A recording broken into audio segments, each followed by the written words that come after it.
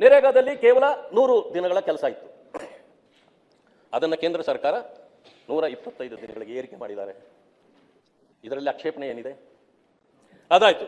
ಖಾತೆಗಳಿಗೆ ಇನ್ನು ಮುಂದೆ ಅವರ ಖಾತೆಗೇನೆ ಹಣ ಹೋಗ್ಬೇಕು, ಅವರೇ ಕೆಲಸ ಮಾಡಬೇಕು. ಅದೇನಿದ್ರು ಜಿಯೋಮೆಟ್ರಿಕ್ ಅಲ್ಲಿ ಅವರು ತಂದು ಕೊಡಬೇಕು. ಅವರು ಕೆಲಸ ಮಾಡಿದ್ರೆ ಮಾತ್ರ ಅವರಿಗೆ ಹಣ ಹೋಗ್ಬೇಕು. ಅದಕ್ಕೆ ಕಡಿಮೆ ಇತ್ತು, ಅದನ್ನು 370 ರೂಪಾಯಿಗೆ ಏರಿಕೆ ಮಾಡಿಸಿದ್ರು. ಅದಾದ ನಂತರ ಅವರ ಖಾತೆಗಳಲ್ಲಿ 7 ದಿನ ಅಂತಂದ್ರೆ ಒಂದೇ ವಾರದಲ್ಲಿ ಅವರಿಗೆ ಹಣ ಲಭಿಸಬೇಕು. 3-4 ತಿಂಗಳಾದರೂ ಅವರಿಗೆ ಹಣ ಬರ್ತಾ ಇಲ್ಲ.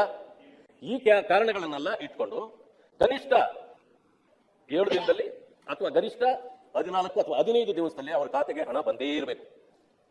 ಈ ಎಲ್ಲ ವಿಚಾರಗಳನ್ನು ಇಟ್ಕೊಂಡು ಮೊದಲು ಇಲ್ಲಿ ಕೆಲಸಗಳನ್ನು ಮಾಡ್ತಾ ಇದ್ದಿದ್ದು ಸರ್ಕಾರ ಸೂಚನೆ, ಅಧಿಕಾರಿಗಳ ಯೋಚನೆ, ಅದಾದ್ಮೇಲೆ ಯೋಚನೆಗಳು ಏನೇನಾಗ್ತಿತ್ತು ಅಂತಕ್ಕಂಥದ್ದು ಇವತ್ತು ನಮಗೆ ಗೊತ್ತಿದೆ.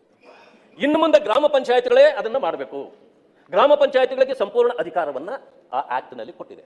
ಹೀಗಿದ್ರೂ ಕೂಡ ಅದನ್ನ ವಿರೋಧಿಸಬೇಕು ಅನ್ನತಕ್ಕಂಥ ಒಂದೇ ಒಂದು ಕಾರಣಗಳಿಗೆ ಈ ಒಂದು ಸದನವನ್ನು ಕರೆದು ಜಾಯಿಂಟ್ ಸೆಷನ್ ಕೂಡ ಮಾಡಿಸಿದ್ದಾಯ್ತು.